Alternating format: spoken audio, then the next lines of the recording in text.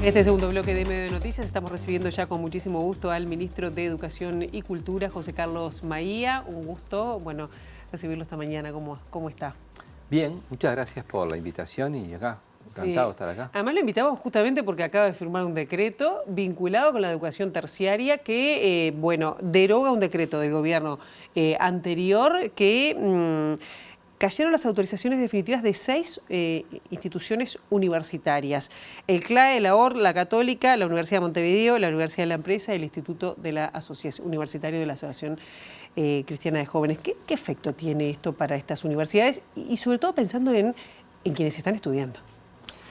Bueno, primero, es un decreto que se hizo al lunes, por decirlo, siguiente del resultado electoral, del balotaje, o sea, en noviembre.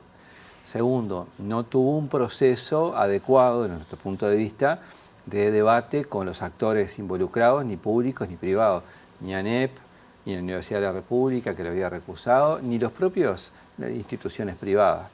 Tercero, no tiene que ver con las propias universidades privadas.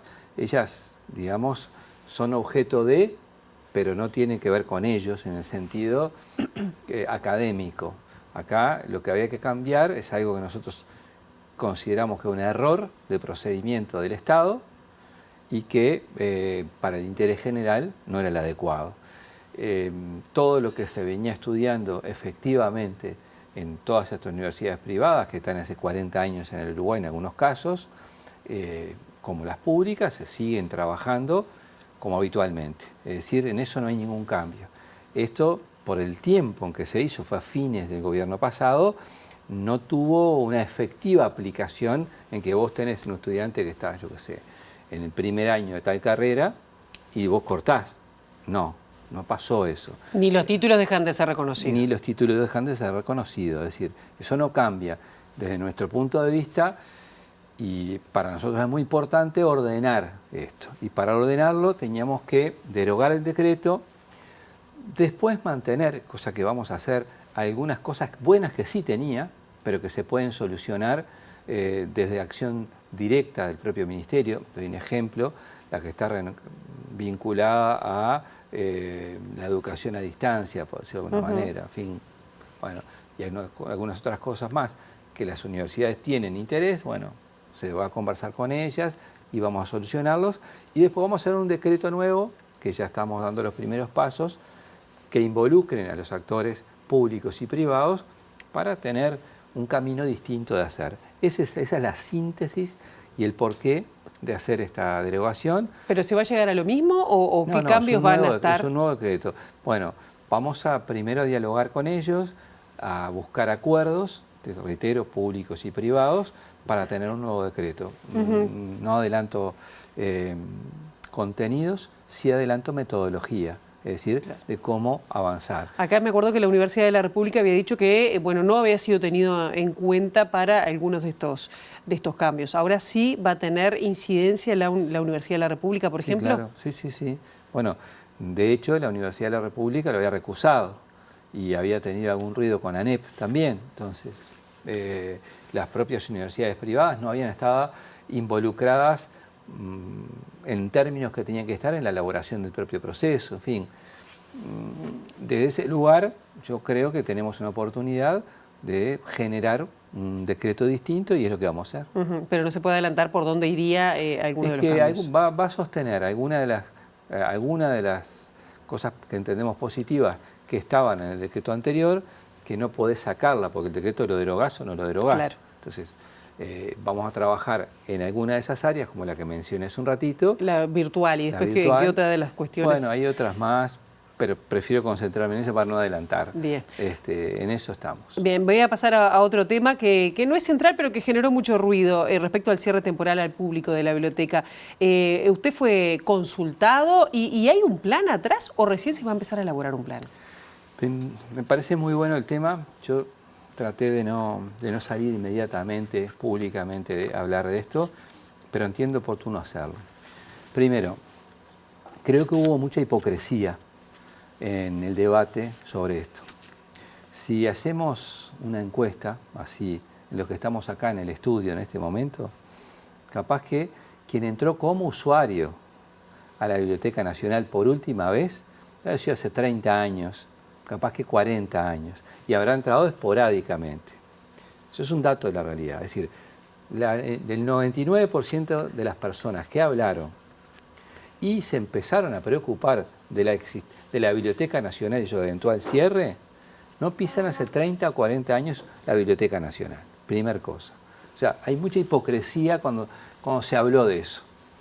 Segundo, uno puede hablar desde lo simbólico, es decir, lo que simboliza la Biblioteca Nacional para el país. Bien, pero si vos lo tenés expresado, como por ejemplo puede ser el Monumento al Gaucho, o a la Carreta, o la Plaza Libertad, por decir algunos, es una cosa. Pero la biblioteca es un símbolo, pero a su vez tiene que tener una usabilidad. Y en el mundo, y en el Uruguay también, pasa que el conocimiento fue por otros lugares. Las bibliotecas eran fundamentales cuando yo, por ejemplo, estudiaba en el IPA, Historia, y bueno, iba a la Biblioteca Nacional, me iba a la Biblioteca del IABA, al Palacio Legislativo, y es lo que encontraba. Pero ahora, el conocimiento está en otras partes. Claro. El conocimiento va por todos lados. Pero, por ejemplo, hay quienes critican, incluso desde la izquierda, que fue hecha sin aviso, sin consulta con el sindicato. El sindicato dice, bueno, no nos dijeron eso, sin preparar a la opinión pública y de forma intempestiva.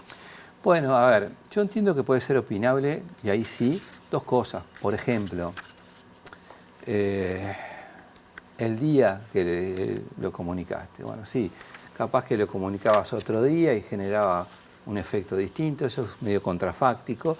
Capaz que la comunicación pudo tener algún nivel de precisión distinto, también.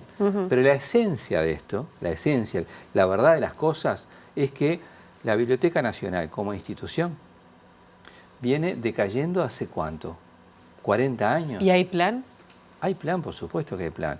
Y voy a decir dos cosas. El plan lo vamos a expresar y las propuestas las vamos a expresar el próximo 18 de junio, cuando vayamos a la Comisión de Educación de la Cámara de Diputados, que fue quien nos convocó, y está muy bien que así suceda. Ahí vamos a informar de esto. Lo que sí digo es que, eso no quita cuál era la situación de la biblioteca. Podemos discutir el día que se comunicó, la forma en que se comunicó, cómo se comunicó y demás. Pero la situación en cuanto al estado edilicio, a la conservación de bienes culturales o educativos que tiene, o, por otro lado, todo lo que es la usabilidad. La pregunta es, ¿qué horario funciona la biblioteca? ¿Alguien lo sabe? De 9 a 4, digamos. Pongamos que un poquito menos. Es de 9 a 3. Si vos salís de acá, de ciudad, trabajando todo el día, ¿cuánto tiempo tenés para usar la biblioteca? ¿Cuántos funcionarios tenés disponible para atención al público? Bien.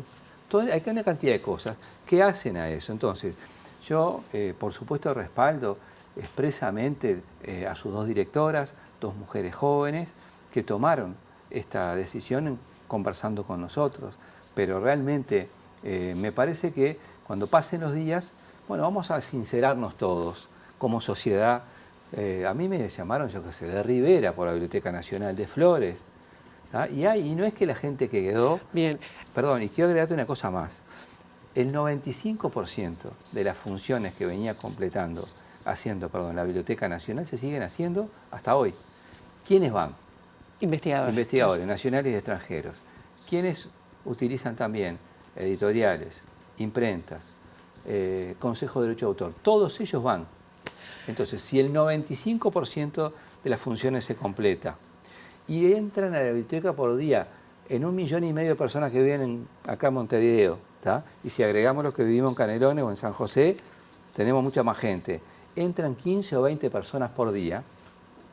¿No tendremos que interpelarnos sobre el futuro, el proyecto y lo que deberíamos hacer pensando una biblioteca del siglo XXI?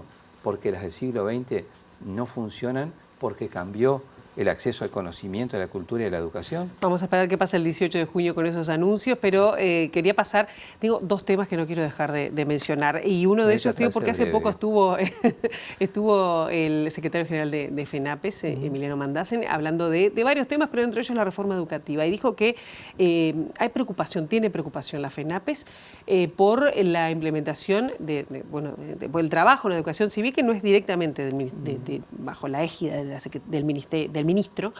Le dijo que tiene preocupación por si la decisión es edulcorar la transformación educativa, mejorar alguna cosita o desmontarla, cuando el programa del Frente Amplio se mostraba antagónico a la transformación educativa. ¿Cuál va a ser la postura? Mirando con una mirada grande, ¿no? Larga, sabiendo que depende también de la ANEP. Sí, a ver, yo he dicho públicamente que vamos a analizar las cosas sin preconceptos. ¿Qué significa esto? Significa que vos cuando gobernás haces políticas desde el Estado. Cuando haces políticas desde el Estado, haces para la sociedad en su conjunto.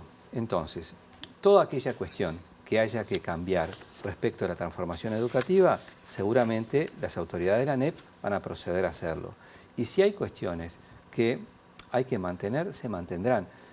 Yo no me imagino una acción de tierra arrasada, me imagino ese concepto. Ahora, ¿cómo se traduce? ¿Cómo se explicita? Bueno, yo creo que primero tenemos que analizar el camino. Y el camino en esto no es accesorio. Nosotros entendemos que las miradas técnicas, las miradas de los involucrados, los actores educativos, van a dar un rumbo importante que se va a hacer se va a llevar adelante, estimo yo, cerrando, ahí ya es algo que estimo, no lo puedo decir con certeza, pero intentamos que a fin de este año se pueda tener, digamos, por lo menos una etapa. Porque el problema, ¿sabe cuál es? Que la transformación, la denominada transformación educativa, pues fue un nombre muy marketinero, efectivamente empezó a aplicarse globalmente este año. Entonces, hay otros cambios que sí se pueden hacer y que son más claros todavía y que son complementarios, que tienen que ver, por ejemplo, a mí me lo dicen todos los docentes con los cuales me cruzo, es el peso administrativo.